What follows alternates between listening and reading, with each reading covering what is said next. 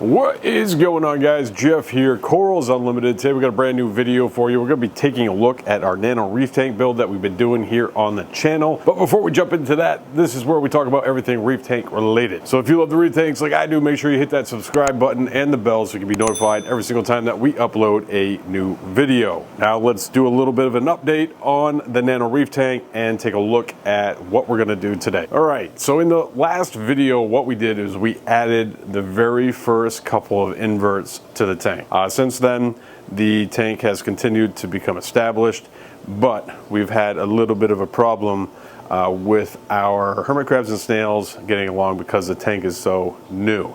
We did have a little snail that got unalived by one of the hermit crabs. So one of the snails ended up falling off the rock work, and the hermit crabs ended up making work of him before I had the opportunity to actually upright him and save the day. And in the tank that's brand new, you really don't have a lot of food going on. So it may be a good idea to supplement feed the tank during the beginning stages.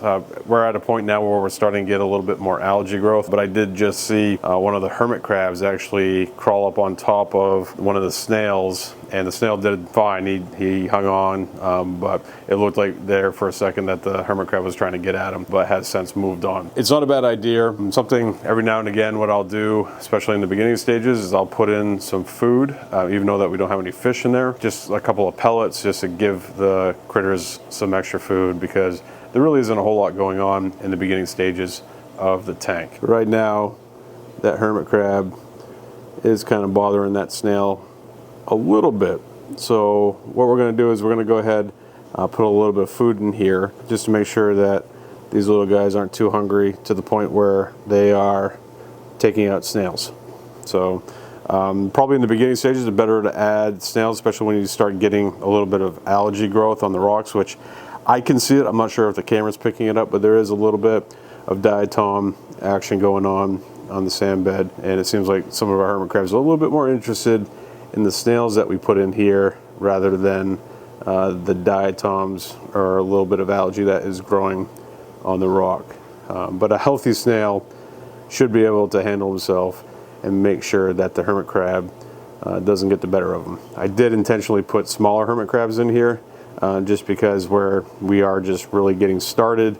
We don't want to make sure that they're not going super hungry or can take out all our snails. So since these guys are acting a little bit hungry, I'm going to go ahead and put some PE pellets in the tank, just a couple of them, nothing crazy, just to give these guys some extra food.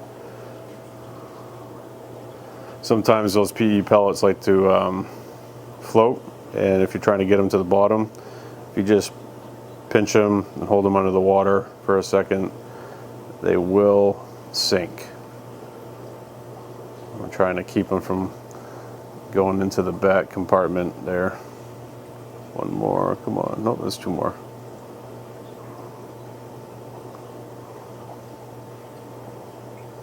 There. Just a couple pieces of food in there, and you're gonna see these guys start hammering around, trying to find wherever the sweet, sweet smell of these PE pellets are hitting the tank. The punk is already trying to make his way down because we got those pellets. And then this guy that was in the front is already around to the back. So it didn't take too long at all. Yeah, he's just a trucking. But there's plenty of food in there now for him. Looks like this guy didn't even have to go all the way down to get himself one of those pellets. So definitely distracted him away from those snails. All right, so we got that sorted out now. Hopefully, we don't lose any more snails. I will keep an eye on it, and probably every couple of days or so, just put a couple pellets in there to make sure that there's no unnecessary death that's happening in the tank. But what we're going to be doing today is actually adding our first pair of clownfish to the tank. If you are looking to set up one of these Nano Reef tanks, we did a video a little ways back where we took a look at the top 10 saltwater fish that are ideal for a small tank like this. And clownfish was on that list, and that's what we're going to be putting into the Nano Reef tank, which ultimately it's going to be pretty similar to what it was like when we added the inverts, but we're just dealing with fish at this point. But there are some things that we should talk about that are pretty important when you are going out and buying your first fish for your reef tank. So when you're out shopping for fish, it's really important to make sure that you are checking for signs of health, making sure that they are healthy, so you're not buying a problem that can cause even more problems once you get it home and put into your display tank. But specifically to clownfish, I usually like to look for their behavior. And I'm typically going to want to buy one that is a little bit bigger and then one that is a little bit smaller. And specifically to clownfish, there's a lot of different morphs out there. Designer clownfish that, there's the storms, the lightnings, there's all sorts of different types.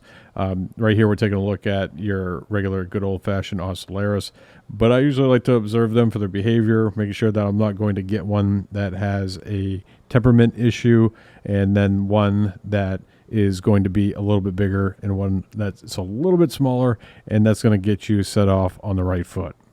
So something that's important to mention, before you just go home and throw a fish into your tank is whether or not you're going to decide if you're going to quarantine that fish.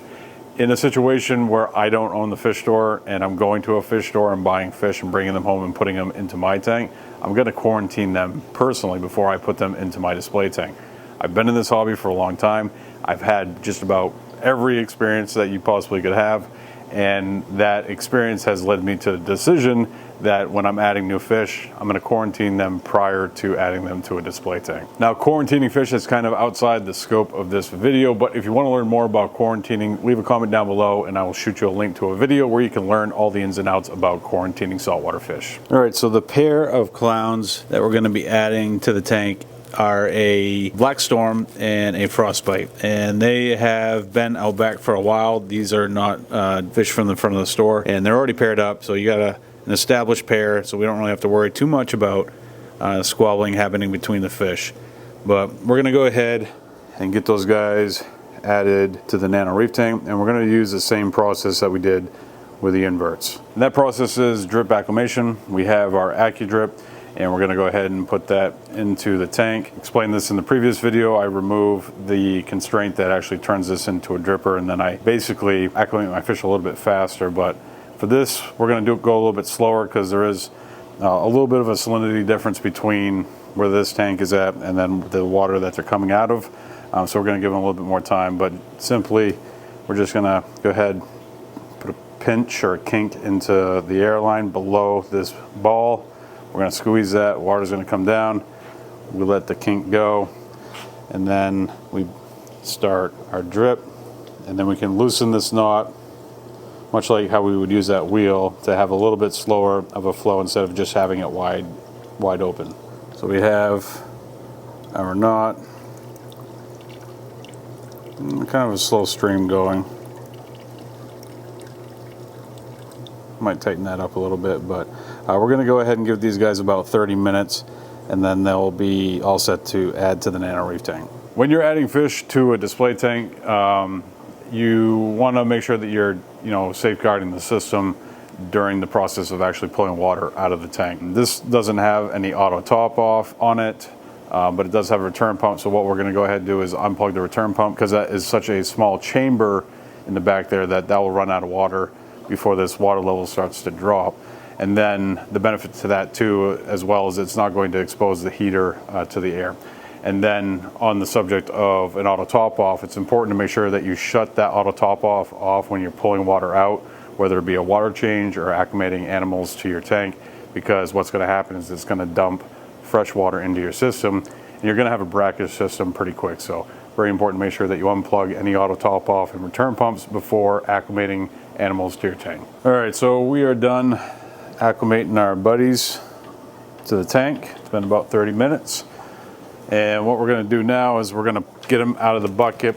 Now, you can use a net, you can use a container, however you want to go about doing it, but I prefer to get like a 5-gallon bucket. This is a bucket that doesn't get used for anything other than just wastewater, and then a good sized net. And I found that instead of chasing the animal around with a net or a container, this is probably the least stressful way to get an animal from one container to another. So what we're going to do now is we're going to go ahead, grab them, then hold our net underneath the bucket. Once they're in there, we stop pouring, and we add them to the tank. And once you get the fish in there, it's really important to make sure that you top off the tank and plug everything back in. And the last thing I'm going to add to this tank, because I don't want anybody jumping out, is we're going to put a lid on it. Innovative Marine makes a pretty cool lid. This guy right here, we're going to go ahead, unpackage it. It's already pre-built. You don't have to worry about anything. And then just snap it into place. Adding saltwater fish to your Nano Reef tank doesn't have to be difficult as long as you follow the tips that we talked about in this video. But if you want to learn more about Nano Reef tanks, check this video out. I will see you over there.